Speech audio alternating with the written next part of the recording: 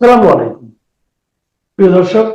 অন্য মঞ্চের আলোচনায় আজকে আমাদের অতিথি হিসেবে আছেন এই সেই ব্যক্তি, রাষ্ট্র যাকে শেখ হাসিনা সহ আওয়ামী লীগ নেতাকর্মীদের ফাঁসির নির্দেশ আদালতের মুখ থেকে বের করার জন্য নিয়োগ দিয়েছিল। ইউনূসের অবৈধ সরকার এই কাজটি করেছিল কারণ শেখ হাসিনাকে ফাঁসি দেওয়ার জন্য জামায়াতের কোনো নেতা ছাড়া আর কাউকে দিয়ে হয়তো কাজটি করানো সম্ভব ছিল না। আর জামায়াতের সর্বস্তরে সেই পুরনো প্রতিহিংসা, শেখ হাসিনা যুদ্ধাপরাধীদের ফাঁসি কার্যকর করেছেন আর শেখ হাসিনার বাবা জামায়াতকে পরাজিত করে পাকিস্তানিদের তাড়িয়ে মুক্তিযুদ্ধের মাধ্যমে বাংলাদেশকে স্বাধীন করেছেন। কিন্তু এই ট্রাইব্যুনাল থেকে কত কামিয়ে নিয়েছেন এই তথাকথিত আইনজীবী তাজুল ইসলাম? উত্তরটি শুনলে যে কারো চোখ কপালে উঠতে বাধ্য।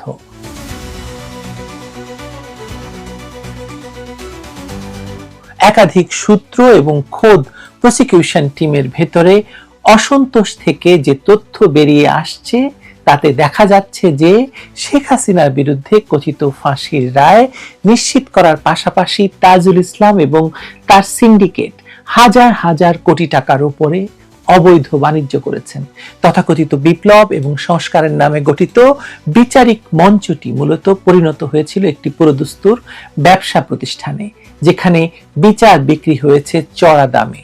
আন্তর্জাতিক অপরাধ ট্রাইব্যুনালের চিফ প্রসিকিউটর তাজুল ইসলামের অপসারণ এবং তার বিরুদ্ধে ওঠা দুর্নীতির ভয়াবহ অভিযোগগুলো বাংলাদেশের বিচারিক ইতিহাসের এক কলঙ্কজনক অধ্যায় হিসেবে চিহ্নিত হয়ে থাকবে।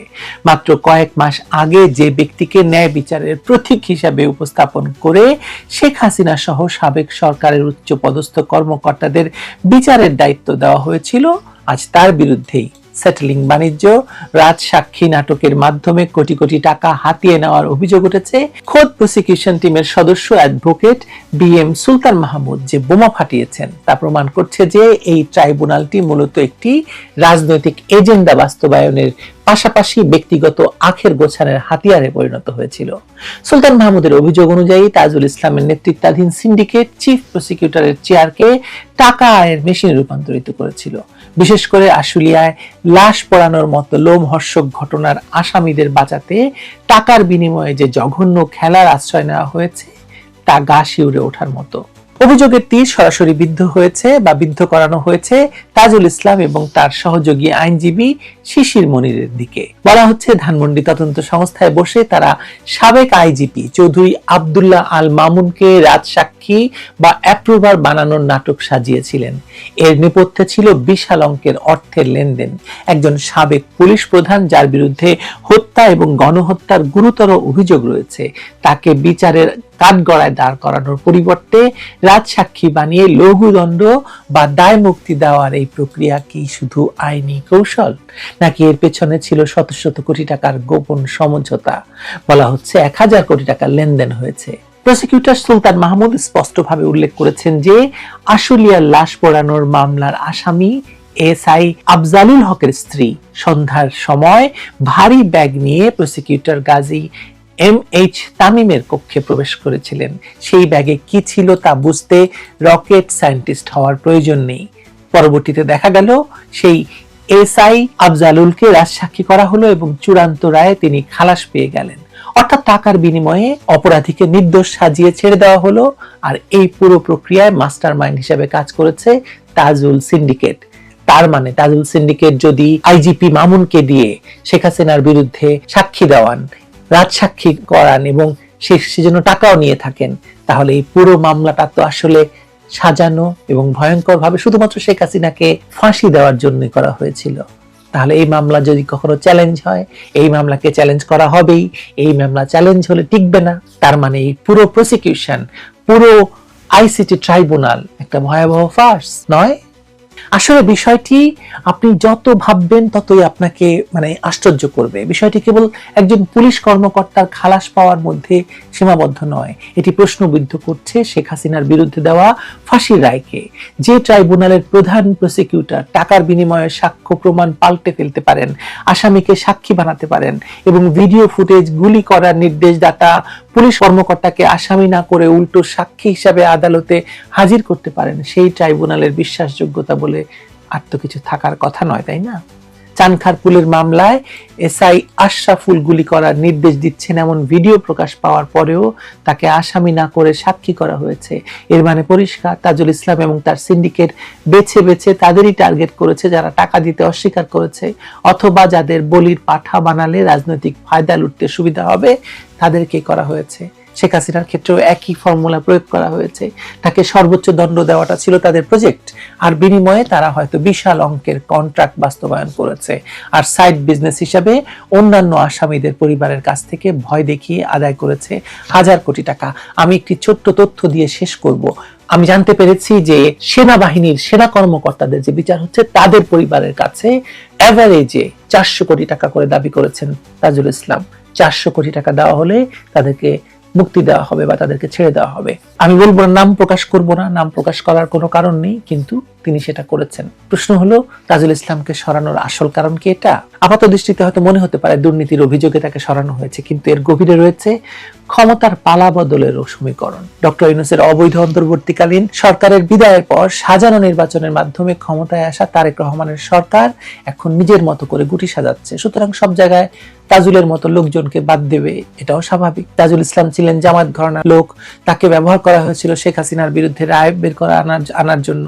সেই মিশন সফল হওয়ার পর এখন তাকে সরিয়ে বসানো হয়েছে বিএনপি ঘরানার আইনজীবী আমিনুল ইসলামকে, অর্থাৎ ট্রাইব্যুনালের দখল এখন জামায়াতের হাত থেকে বিএনপির হাতে গেল। কিন্তু এতে বিচার ব্যবস্থার কোনো গুণগত পরিবর্তন হয়নি। মানে সিন্ডিকেট বাণিজ্য আমিনুল ইসলাম করবেন কিনা তা আমি বলছি না, কিন্তু এই ঘটনা ঘটেছে, সুতরাং এই ট্রাইব্যুনাল রাখার আর কোনো দরকার নেই। এটাই হচ্ছে আমার কথা। মানে এটা কোনো বিচারিক প্রতিষ্ঠান নয়, বরং এটি ক্ষমতাসীনদের রাজনৈতিক প্রতিহিংসা চরিতার্থ করার এবং প্রতিপক্ষকে দমন করার একটি দলীয় সেল। তাজুল ইসলাম তো বুঝতে পেরেছেন যে হাওয়া ঘুরে গেছে। এতদিন তিনি যাকে খুশি তাকেই ফাঁসিতে ঝোলানোর ভয় দেখিয়ে টাকা আদায় করেছেন, এখন সেই ভয়ের সংস্কৃতি তাকেই গ্রাস করতে শুরু করেছে। শোনা যাচ্ছে তিনি দেশ থেকে পালিয়ে যাওয়ার পায়তারা করছেন বা ইতিমধ্যে পালিয়েও গিয়েছেন। দুর্নীতিবাজদের শেষ পরিণতি হয়তো এমনই হয়, কিন্তু তিনি পালিয়ে গেলেও তার কৃতকর্মের দায় তো এড়াতে পারবেন না। তিনি যে অবৈধ অধ্যাদেশের বলে শেখ হাসিনাকে মৃত্যুদণ্ড দেওয়ার ব্যবস্থা করেছিলেন, সেই অধ্যাদেশ এবং ট্রাইব্যুনাল নিজেই এখন অস্তিত্ব সংকটে। আইন বিশেষজ্ঞরা শুরু থেকেই বলে আসছিলেন 1971 সালের জন্য প্রণীত আইনে 2024 সালের ঘটনার বিচার সম্পূর্ণ এখতিয়ার বহির্ভূত। একটি অবৈধ সরকারের প্রণীত অবৈধ অধ্যাদেশের মাধ্যমে গঠিত আদালতে একজন দুর্নীতিবাজ প্রসিকিউটরের পরিচালনায় যে রায় দেওয়া হয়েছে তা আইনগতভাবে ভয়েড এবং বাতিলযোগ্য। আজ তাজুল ইসলামের এই হাজার কোটি টাকার কেলেঙ্কারি ফাঁস হওয়ার পর সেই আইনি যুক্তি আরো শক্তিশালী হলো, কারণ জনগণের মনে এখন একটাই প্রশ্ন, যে ট্রাইব্যুনালের প্রধান নিজেই চোর এবং ঘুষখোর, তার দেওয়া রায় বা তার আমলের বিচারিক কার্যক্রমের বৈধতা কতটুকু? শেখ হাসিনার বিরুদ্ধে দেওয়া রায় যে সম্পূর্ণ রাজনৈতিক এবং অর্থের বিনিময়ে সাজানো নাটক ছিল, তা এখন দিবালোকের মতো পরিষ্কার। তবে রাষ্ট্রপতি শাহাবুদ্দিন চুপ্পু বলেছেন, তারেক রহমান সরকার যদি তাকে রেখে দিতে চান, তিনি রাষ্ট্রপতির পূর্ণ মেয়াদ দায়িত্ব পালন করতে রাজি। সম্ভবত রাষ্ট্রপতি শাহাবুদ্দিন চুপ্পু কোনো এজেন্সির নির্দেশনায় কিংবা নিজের বুদ্ধি খাটিয়ে এই সাক্ষাৎকারগুলো দিচ্ছেন এটা বলতে যে তিনি যে অসাংবিধানিক প্রক্রিয়া শুরু করেছিলেন তার সবচেয়ে বড় লাভ পেয়েছে, বেনিফিশিয়ারি হয়েছে নতুন বিএনপি সরকার। কাজেই তাকে পুরস্কৃত করে তাকে পূর্ণ মেয়াদে তাদের রেখে দেওয়া উচিত।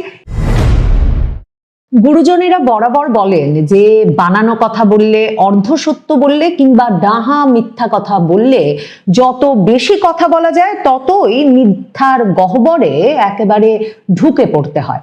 মানে মিথ্যার এক রকমের আবর্জনায় নিজেই তখন চাপা পড়তে হয়। শাহাবুদ্দিন চুপ্পুর দশা হয়েছে সেটা। রাষ্ট্রপতি শাহাবুদ্দিন চুপ্পু বঙ্গভবনে একরকম নির্বাসিত থাকবার পর এবং তার সকল প্রায় যোগাযোগের ব্যবস্থা অন্তর্বর্তীকালীন সরকারের সময়কালে কেড়ে নেওয়া হয়েছিল এমন অভিযোগের মধ্যে তিনি যখন সংবাদ মাধ্যমের সঙ্গে স্বাধীনভাবে কথাও বলতে পারছিলেন না, এই প্রেক্ষাপটে তিনি কালের কণ্ঠকে যে সাক্ষাৎকার দিয়েছেন গত শুক্রবারে, যে সাক্ষাৎকারটি সোমবার প্রথম পর্ব প্রকাশিত হয়েছে, মঙ্গলবার কালের কণ্ঠ সেই সাক্ষাৎকারের দ্বিতীয় পর্ব প্রকাশ করেছে। দ্বিতীয় পর্বে এসে শাহাবুদ্দিন চুপ্পু যেসব ব্যাখ্যা দিচ্ছেন তার নানা রকম দায়িত্বহীনতার কিংবা অসাংবিধানিক পদক্ষেপের, তাতে তিনি আরো বেশি করে মিথ্যার আবর্জনায় নিজেকে চাপা দিয়েছেন।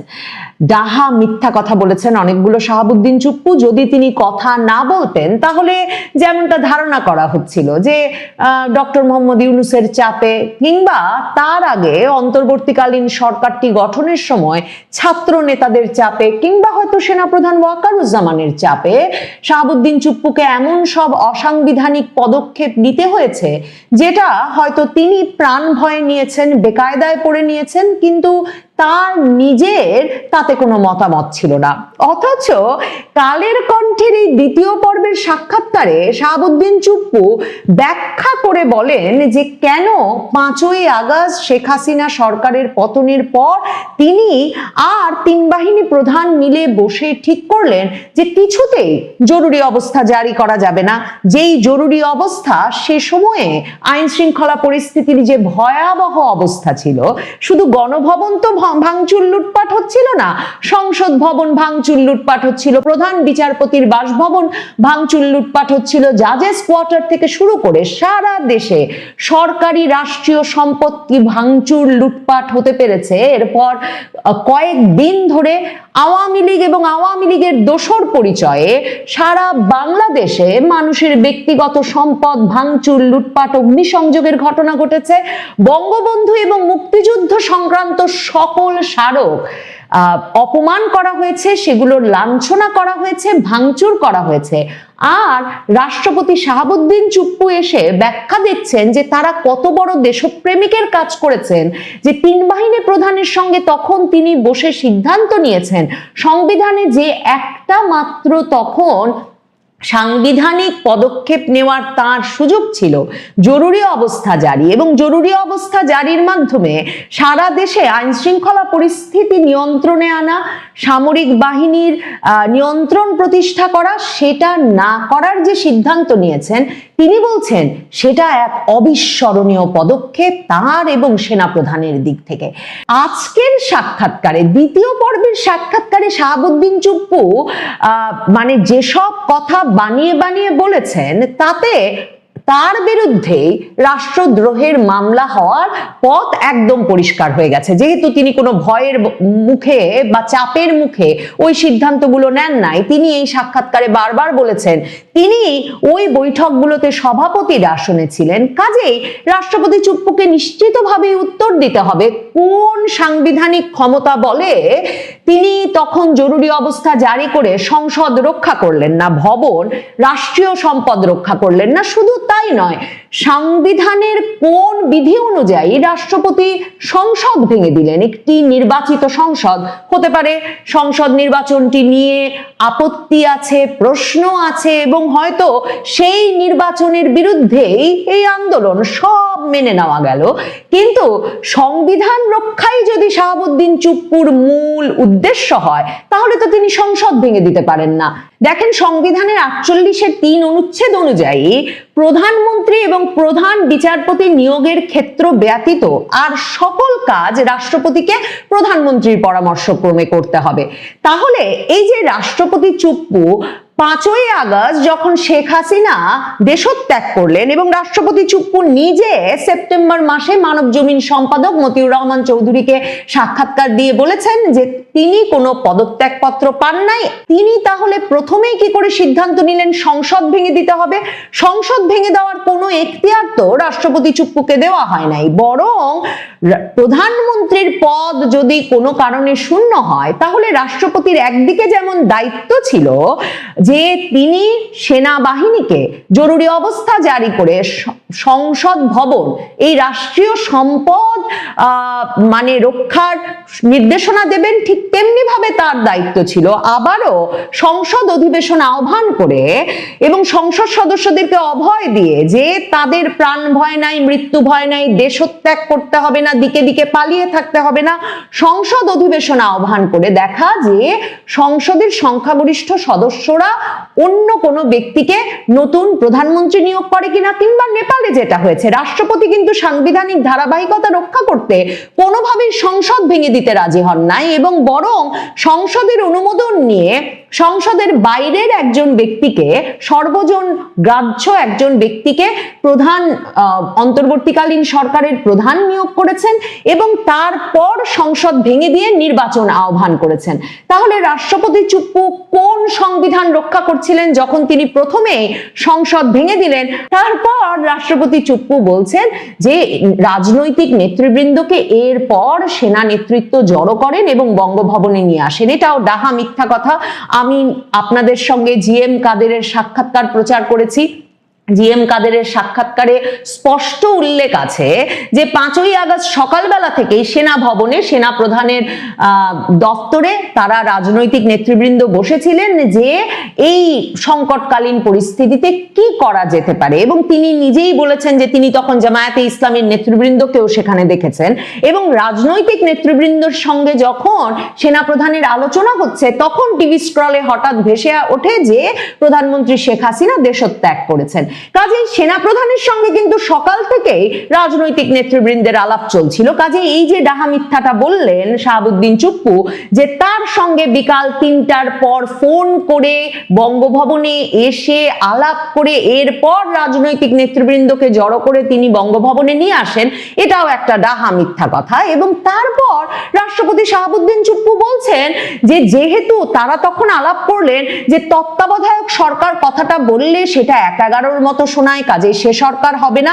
মানে সারা দেশে আগুন জ্বলছে, ব্যাপক অনিশ্চয়তা, সংবিধান কিভাবে রক্ষিত হবে, কিভাবে জনগণের জানমালের নিরাপত্তা নিশ্চিত করা যাবে, এগুলো কিচ্ছু নিয়ে তখন শাহাবুদ্দিন চুপ্পুর চিন্তা নাই। তিনি বলছেন তিনিই সভাপতিত্ব করছেন এবং একটা কি নামের সরকার গঠিত হবে এই নিয়ে রাজনৈতিক দলের নেতৃবৃন্দের সঙ্গে আলাপ চলছে। তিনি বলেন যে তারা কথা বলেন তত্ত্বাবধায়ক হলে 11-11 মতো হয়, জাতীয় সরকার গঠিত হয়ে গেলে মানে সকল রাজনৈতিক দলের অংশগ্রহণে জাতীয় সরকার গঠিত হয়ে গেলে সেটা একটা লম্বা মেয়াদে ক্ষমতায় থাকার চেষ্টা করতে পারে, তাই তারা অন্তর্বর্তীকালীন সরকার গঠনের সিদ্ধান্ত নেন এবং রাজনৈতিক দলগুলো বেরিয়ে যায় যে তারা এ বিষয়ে আলোচনা করে সিদ্ধান্ত নিয়ে রাষ্ট্রপতিকে জানাবে। তিনি বলছেন যেহেতু সংবিধানের কাঠামোতে কোনো পরিবর্ধন পরিমার্জন করাটা শাস্তিমূলক অপরাধ এবং এই অপরাধের শাস্তি মৃত্যুদণ্ড, ওটা হবে বিদ্রোহ বা রাষ্ট্রদ্রোহের শামিল, এটা তো আমি জানি। তাই সরকার যে গঠন করতে যাচ্ছি সেটা তো সংবিধানে নেই। দেশের এই সংকটময় অবস্থায় আমি নিজে 8 তারিখে 2024 সালের 8ই আগস্ট তৎকালীন প্রধান বিচারপতির সঙ্গে কথা বলি, তার সঙ্গে পরামর্শ করি যে এই অবস্থায় কি করা যায়। সংবিধানের আর্টিকেল 106 এর বিধান মতে আপিল বিভাগের কাছে তাদের মতামত চাইলাম। তখন মানে মব জাজেস কোয়ার্টার ভাঙছে, সুপ্রিম কোর্টের সামনে বিপুল পরিমাণ ছাত্র জনতা জড়ো হয়ে থাকছে যাতে কিছুতেই আবারও তখনকার বিচারপতিরা কোনো বেঞ্চ বসাতে না পারেন। এবং 7ই আগস্ট সুপ্রিম কোর্টের রেজিস্ট্রার স্বাক্ষরিত বিবৃতির মাধ্যমে প্রধান বিচারপতি সুপ্রিম কোর্টের 2 বিভাগের সকল বেঞ্চের কার্যক্রম বন্ধ ঘোষণা করেন। তাহলে 8ই আগস্ট এই যে রাষ্ট্রপতি শাহাবুদ্দিন চুপ্পু বলছেন যে তাকে পরামর্শ দিতে আপিল বিভাগের পূর্ণ বেঞ্চ বসে, এটা তো ডাহা মিথ্যা কথা। এমনকি জামাত নেতা আইনজীবী শিশির মনির তিনি সংস্কার কমিশনের সভায় আলী রিয়াজের দরবারে বসেও বলেছেন যে যে কোনো সময় এটা নিয়ে যে কোনো পক্ষ আদালতে মামলা করতে পারে, কারণ ওই দিন ওই সময় কোনো বেঞ্চ বসে নাই আপিল বিভাগে। আমরা কিন্তু সামরিক বাহিনীর জনসংযোগ পরিদপ্তর ISPR এর দেওয়া বিজ্ঞপ্তির মাধ্যমে 2024 আগস্টের শেষ দিকেই জানি যে প্রধান বিচারপতি ওবায়দুল হাসান সহ অন্তত আরেকজন আপিল বিভাগের বিচারপতি সে সময় সেনা সদর দপ্তরে সেনা হেফাজতে প্রাণ ভয়ে লুকিয়েছিলেন সপরিবারে। কাজেই প্রধান বিচারপতি ওবায়দুল হাসান, যার অপসারণে 5ই আগস্ট থেকে লাগাতার মব চলছে, ভাঙাভাঙি চলছে বিচারপতিদের জাজেস কোয়ার্টার থেকে শুরু করে সুপ্রিম কোর্টের বিভিন্ন ভবনে এবং স্থাপনায়, তিনি যে কোনোভাবে প্রাণ সংশয় নিয়ে সেদিন মানে 8ই আগস্ট আপিল বিভাগে আসেন নাই সেটা নিশ্চিত। তাহলে সেনা হেফাজতে থাকা আপিল বিভাগের বিচারপতিরা বা প্রাণ ভয়ে পালিয়ে থাকা বিভিন্ন নিরাপদ জায়গায় আপিল বিভাগের বিচারপতিরা কিভাবে এলেন? রাষ্ট্রপতি শাহাবুদ্দিন চুপ্পু তার জন্য একটা মিথ্যা গল্প হাজির করেছেন। তিনি বলেছেন দুজন বিচারপতি আপিল বিভাগে বসেছিলেন বেঞ্চে, আর অন্যদের সঙ্গে তারা তখন ভার্চুয়ালি যুক্ত হয়ে এই পূর্ণাঙ্গ বেঞ্চের সিদ্ধান্ত নেন। কিন্তু 10ই আগস্ট পদত্যাগের আগে যখন প্রধান বিচারপতি ওবায়দুল হাসান ভার্চুয়ালি একটা ফুল কোর্ট সভা ডেকেছিলেন, তখনও কিন্তু ছাত্র জনতার আন্দোলনের মুখে ওই ফুল কোর্ট বেঞ্চ ভার্চুয়ালিও বসতে পারে নাই এবং প্রধান বিচারপতি ওবায়দুল হাসানকে পদত্যাগ করতে হয়েছিল তাদের দেওয়া ডেডলাইনের মধ্যে। কাজেই রাষ্ট্রপতি যে এই পুরো প্রক্রিয়াটি নিয়ে তার মাথায় তৈরি একটা গল্প বলছেন তাতে কোনো সন্দেহ নেই। প্রশ্ন হচ্ছে কার নির্দেশে বা অন্য কেউ তাকে এই গল্প বানিয়ে দিয়েছে কিনা। তবে রাষ্ট্রপতি শাহাবুদ্দিন চুপ্পু বলেছেন তারেক রহমান সরকার যদি তাকে রেখে দিতে চান তিনি রাষ্ট্রপতির পূর্ণ মেয়াদ দায়িত্ব পালন করতে রাজি। সম্ভবত রাষ্ট্রপতি শাহাবুদ্দিন চুপ্পু কোনো এজেন্সির নির্দেশনায় কিংবা নিজের বুদ্ধি খাটিয়ে এই সাক্ষাৎকারগুলো দিচ্ছেন এটা বলতে যে তিনি যে অসাংবিধানিক প্রক্রিয়া শুরু করেছিলেন তার সবচেয়ে বড় লাভ পেয়েছে, বেনিফিশিয়ারি হয়েছে নতুন বিএনপি সরকার। কাজেই তাকে পুরস্কৃত করে তাকে পূর্ণ মেয়াদে তাদের রেখে দেওয়া উচিত, কিংবা রাষ্ট্রপতি শাহাবুদ্দিন চুপ্পু হয়তো তার অবদানগুলো স্মরণ করিয়ে তার জায়গাটা পরিষ্কার রাখতে চাইছেন। তবে রাষ্ট্রপতি শাহাবুদ্দিন চুপ্পুকে তারেক রহমান রেখে দেবেন এসব অবদানের জন্য কিনা সেটা দেখবার জন্য যেমন অপেক্ষা করতে হবে, তেমনি রাষ্ট্রপতি শাহাবুদ্দিন চুপ্পুর সঙ্গে যদি নতুন সরকারের সেফ এক্সিট বিষয়ে কোনো সমঝোতা না হয় তাহলে ক্ষমতা ছাড়বার পর মানে দায়িত্ব ছাড়বার পর তাকে যে রাষ্ট্রদ্রোহ সহ নানা অভিযোগে মামলা মোকদ্দমার মুখোমুখি হতে হবে সেটাও একরকম নিশ্চিত।